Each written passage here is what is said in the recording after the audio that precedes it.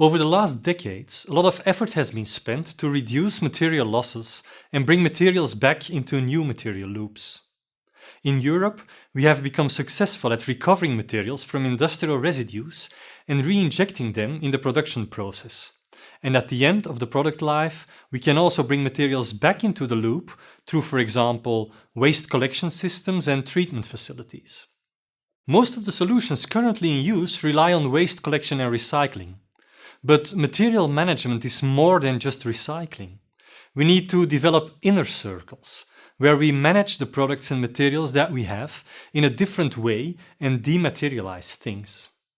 The outer circles refer to breaking down end-of-life products and residues into single materials, which can then be used as raw materials for new products.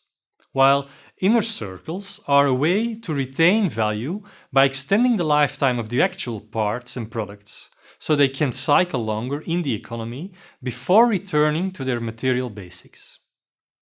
Inner circles are shorter inner loops that can be achieved, for example, through repair, reuse, and remanufacturing.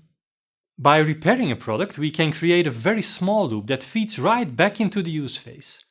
Repairing can extend product lifetime and retain value in the loop for longer.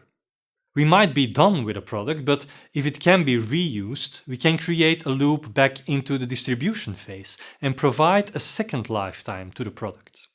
A third way of setting up shorter loops is to refurbish or remanufacture a product. This allows us to create a loop back to the production stage.